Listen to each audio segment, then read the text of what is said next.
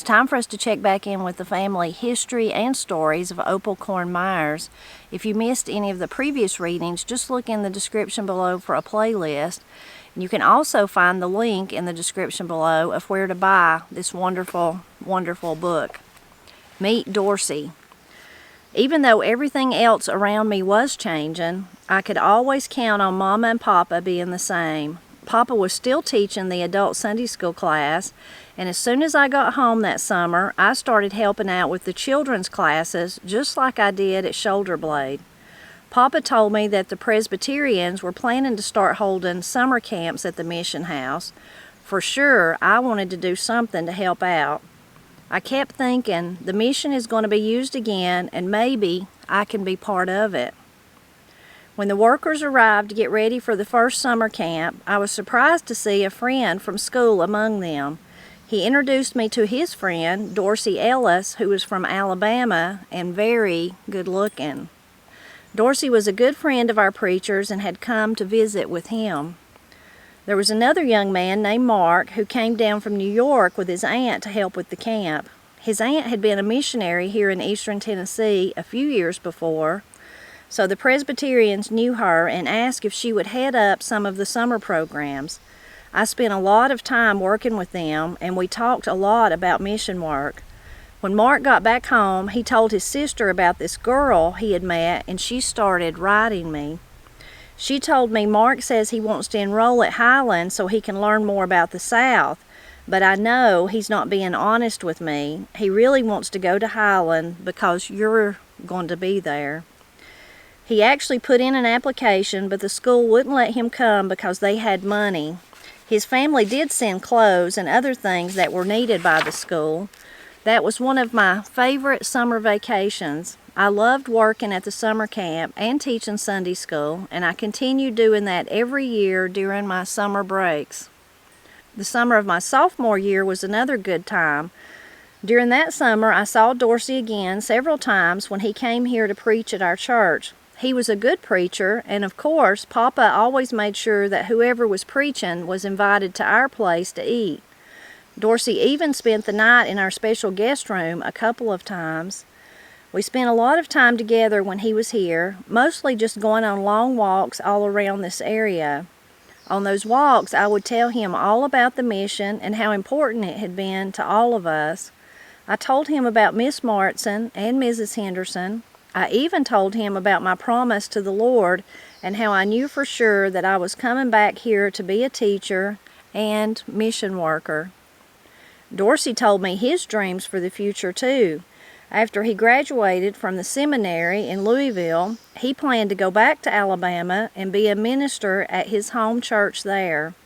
His church was a very large city church, and I could tell from what he said about its big socials and programs that it must be very uppity.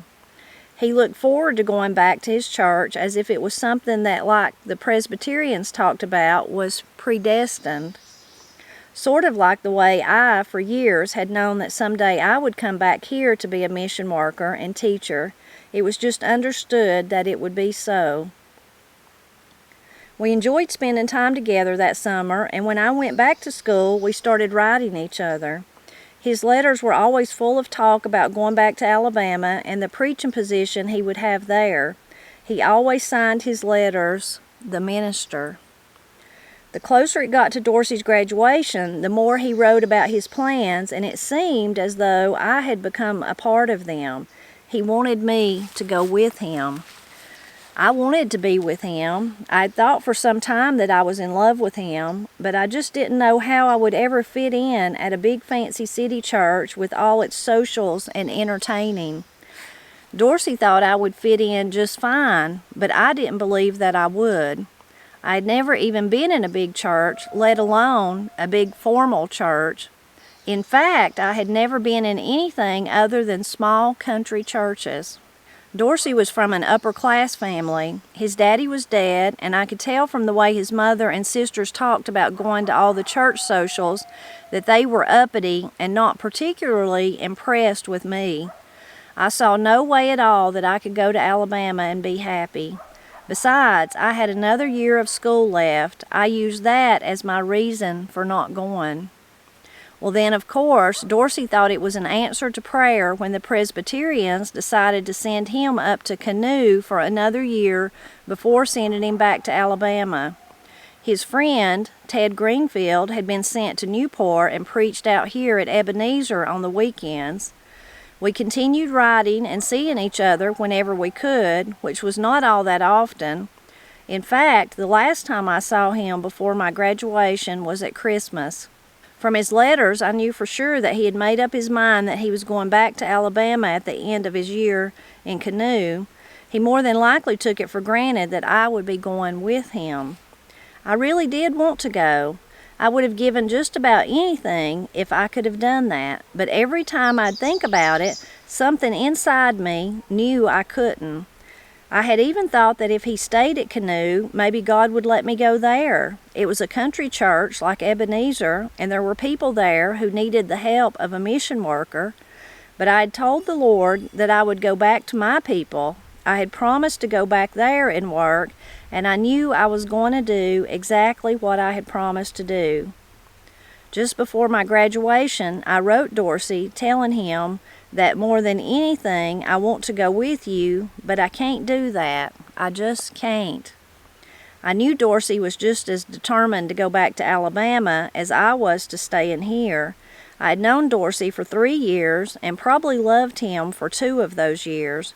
It was so hard, the hardest thing I had ever done. Dorsey planned on coming to see me graduate, but now he had another reason for being there, to talk some sense into my head.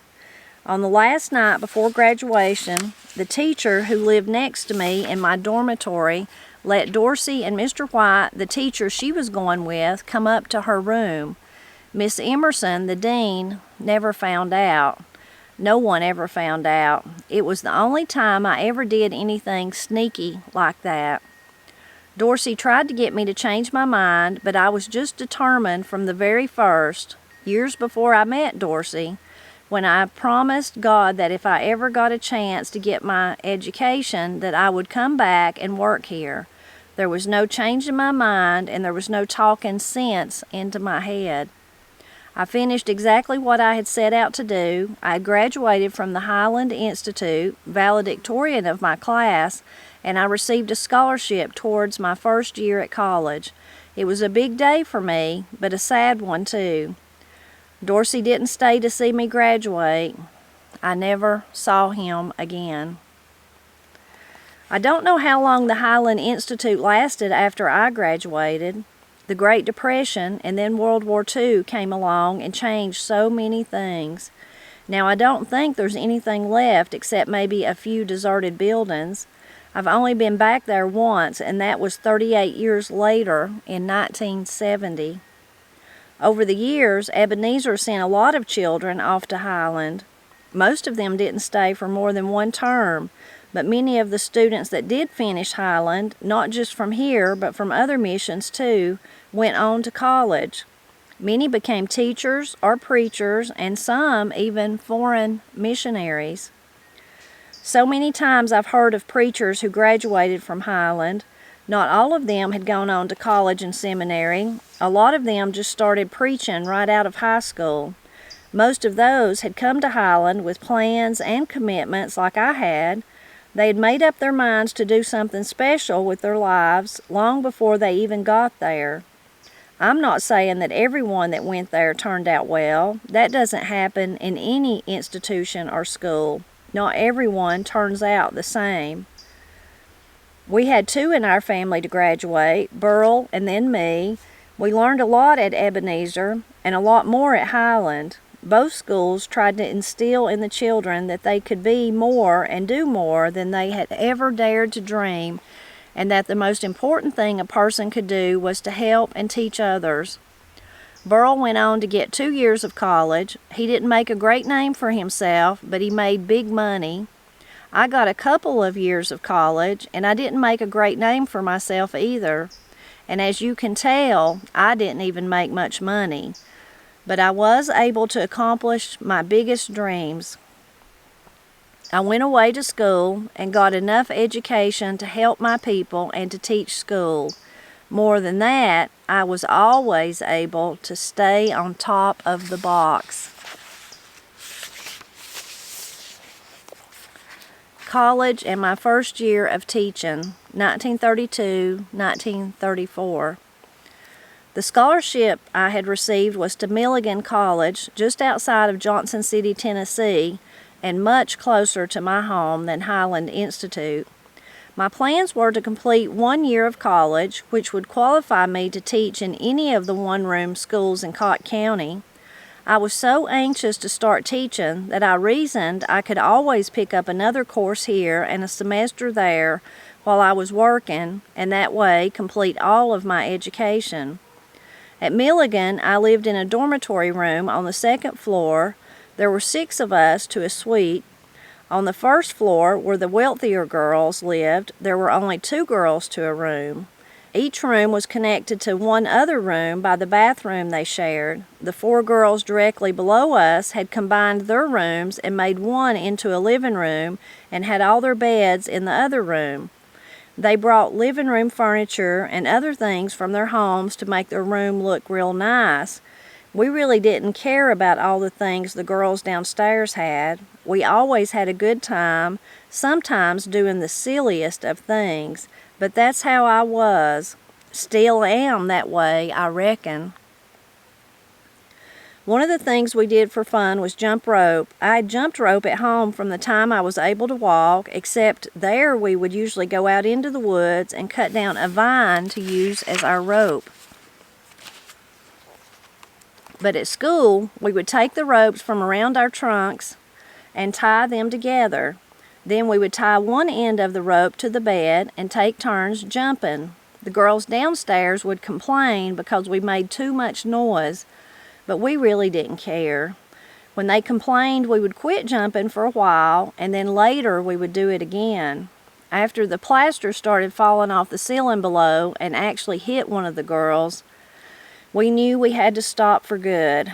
Why, we for sure wouldn't have jumped rope at all if we thought it would hurt someone. It was the last year of the Depression when I was there at Milligan, and things grew increasingly difficult for everyone. Around Christmas, our school president was visiting Florida, and he couldn't find any money to get back home. Nobody there could or would cash his check, and he had no money left at all. He had to stay down there and wait until his wife could get enough cash to send to him. Imagine the college president. Postage stamps only cost 2 cents, but there were many times when I didn't even have enough money to mail a letter home. Because of my scholarship from Highland and the Abby Spears class, I was able to borrow money from the student loan fund at Highland. All I had to do was write and request it.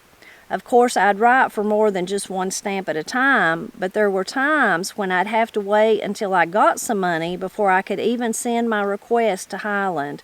We just had to do the best we could.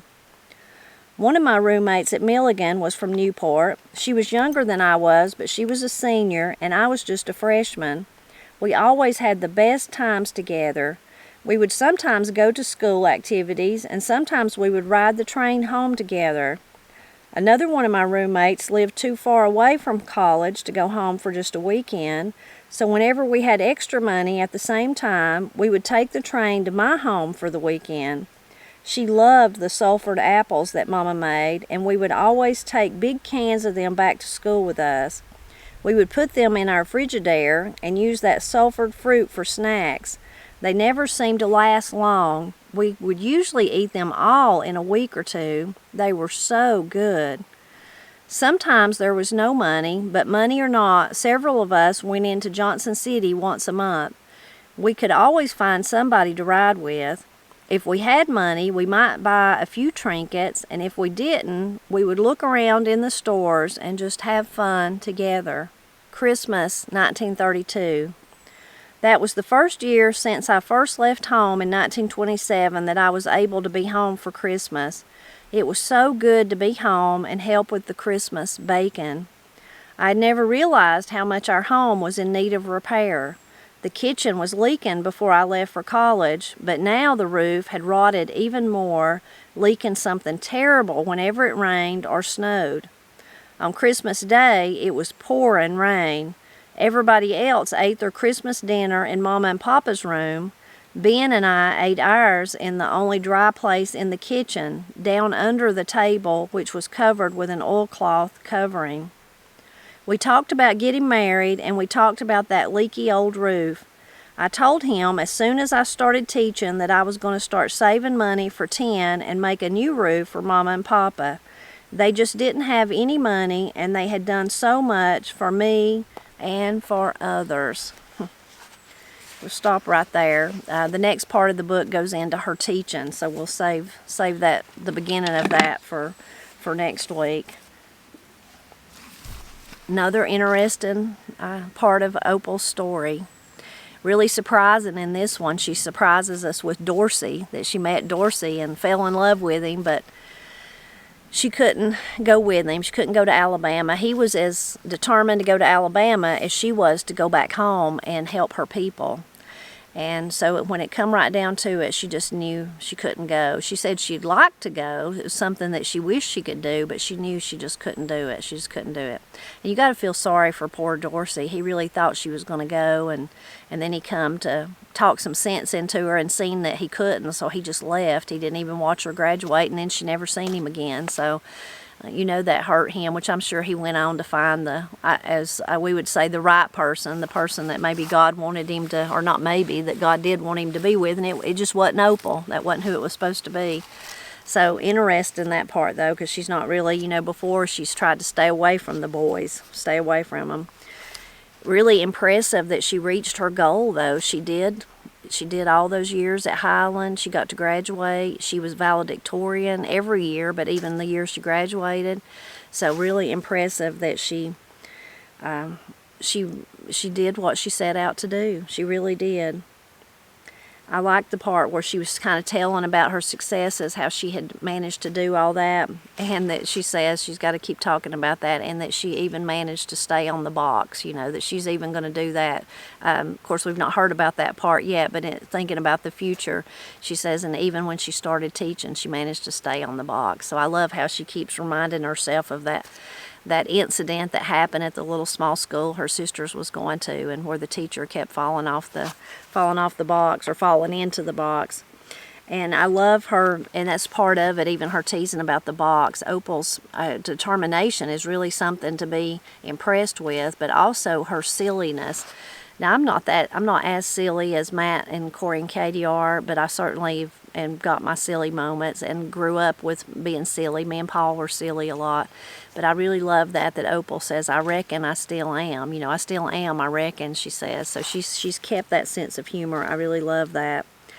And then when she's kind of talking about that's when she's talking, when she does start college there in that first year, and they took all the ropes that they tied their trunks together, and they made a jump rope out of them, and then they jumped, and then till the plaster started coming off. I love that, how she says, though, that she'd been jumping since she learned how to walk, and that they just got vines out of the woods. Now, I've never done that. I've got that terrible bittersweet all around my house, so I've got vines all over the place. Of course, I've got wild grapevines, but I've never done that. But I used to love to jump rope. When I was at Martins Creek, jump rope was really at the school, when I went to Martins Creek School, elementary school. Jump rope was just the thing us girls was just crazy about. And it was like it would come in spells, like maybe we kind of get over it, and then the next school year there'd be a time where it was all about the jump rope.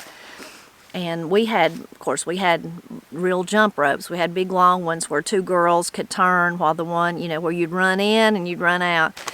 And I remember so many of those, the sayings. Even that reminds me, 48 robbers come knocking at your door. As I ran out, they ran in, and you'd run out or run in. So we had so much fun jumping rope like that when I was a girl. I really, really loved it.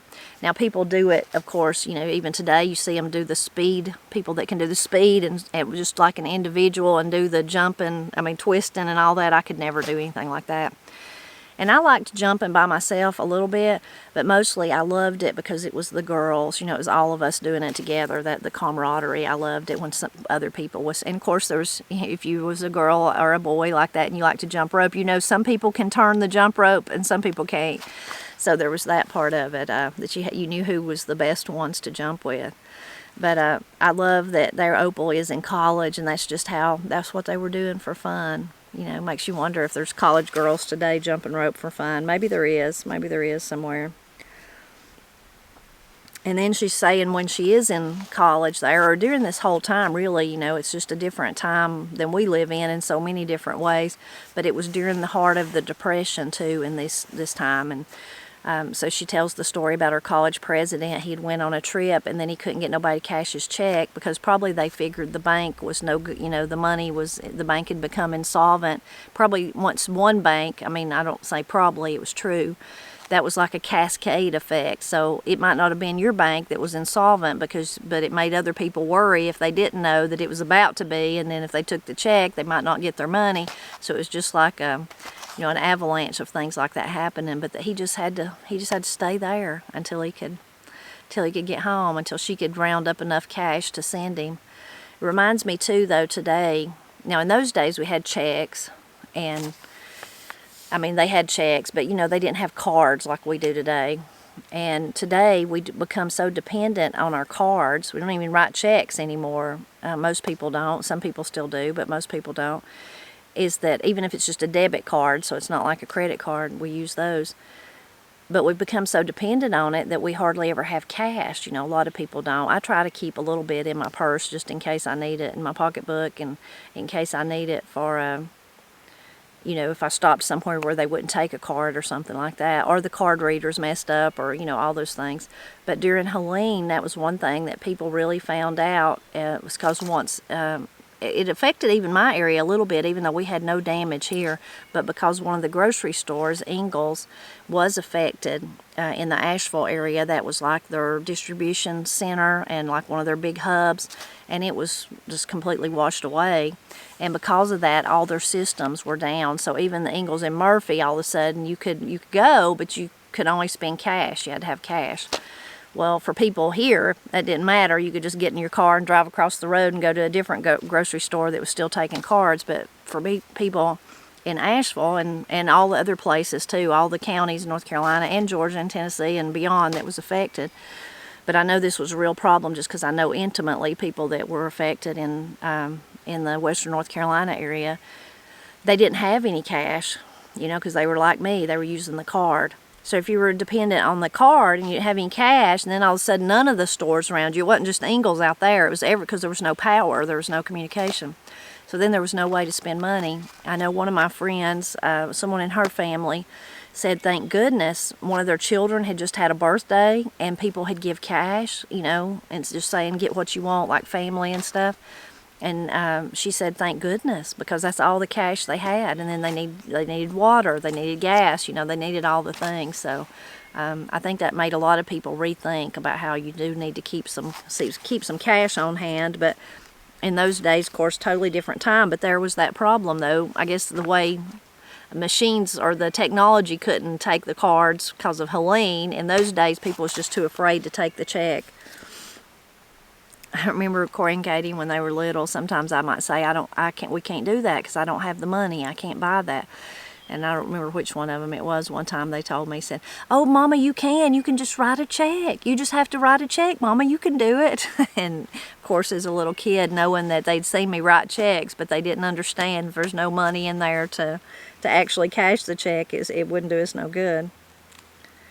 I liked the part the one girl would go home with her once she got closer. When she was in college, she was close enough to go home if she had the money. And then about the sulfured apples that they would bring back, and they would put in the Frigidaire, and then they'd eat on them till they were gone. I loved that part.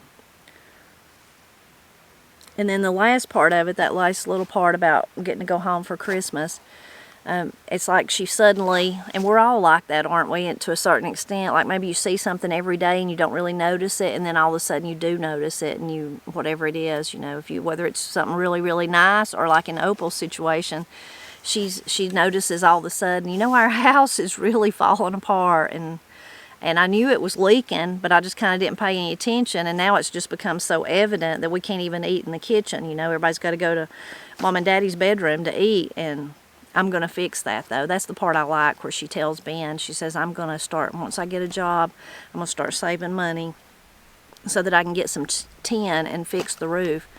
so many times I've seen that happen, and I think it's really heartwarming in families. I've seen it, it's happened with me and Paul and Steve and Granny and Pap, but I also really think of Mother's family, the Jenkins. So Granny Gazzy and Charlie raised 9 kids out of 11 to adulthood. 2 of the children died as infants. So 9 children, and they lived in this little, for my lifetime, what I could remember, well, no, I can't even remember Charlie, but Gazzy, for my lifetime, lived in a house. This is just like a little cobbled up house, we would say. It's got like the tar paper on the outside, the gridded, like almost looks like shingles. And it's so tiny. I don't even know how they all fit in. Of course, some of the older, as they got older, they got married and they left. But at one time, they all were. They would have all been in there together with the grandpa. That was his house. They'd moved into it. Anyway, but as children grow up and maybe they're better off than the old mom and dad at home, then it's really heartwarming. They do the same thing that Opal was wanting to do. She was wanting to fix the roof. So I know in Granny's family, like she's told me, that her brother Junior, he really wanted to, he was off making his life and his living in Detroit, working in one of the car factories. And of course he'd come home though whenever he could, and come home in the summers, and they didn't have an indoor bathroom. It was just something they'd never had and couldn't afford, and wasn't ever going to have probably. But he spent his one summer installing a bathroom, so they had indoor plumbing. And I know they would, like Christmas at Granny Gazzy's, they would give her stuff that she really didn't want or need, but just because they knew it would tickle her, maybe a really pretty baby doll or a teddy bear or something funny, things that she had never had before, and not that she needed them, but just to please her, because they could better afford it, the children could. So I think that's really, really heartwarming when that happens, for a couple of reasons. Because we want to be generous people, of course. We want to have that generosity, and I see generosity a lot in the mountains of Appalachia. But also, if you're close enough to your family, all families sadly are not like that. There's some families that are like, well, you never done nothing for me, Mom and Dad, so I sure ain't going to do nothing for you. So it's wonderful if you do have that kind of relationship where you really want to, like, I'm better, and look at poor old Mom and Dad at home, and I'm going to really splurge and do this for them, build them a bathroom or buy them a new car or whatever it is. I really, really think that part's heartwarming. And then the other surprise there at the end, a lot of you all through this book have said, I wonder if her and Ben will get together. I wonder if her and Ben will get together. Well, this certainly sounds like it, don't it? They're you just see them under the kitchen table with the tablecloth over it, eating their Christmas dinner, talking about getting married and what they're going to do, and about her going to, she's going to start teaching. And so sounds like that's where that's headed, that relationship is headed. So we'll have to tune back in though and see what happens next. The next good part of the book is about her teaching. So we'll get to hear about her and hear her talk about probably staying on the box some more. That's such a funny way of saying it, but so real. And I bet you're going to be like me. There's a lot of us, even after this book is all done and over with, we're going to remember that Opal stayed on the box, and maybe even kind of compare it to other situations like, well, all I know is I done good enough to stay on the box. We could turn it into our own bit of wisdom, I guess. I hope you enjoyed this part. Please leave me a comment and let me know what jumped out at you. And as always, I hope you drop back by next Friday so we can hear about Opal teaching for the first time.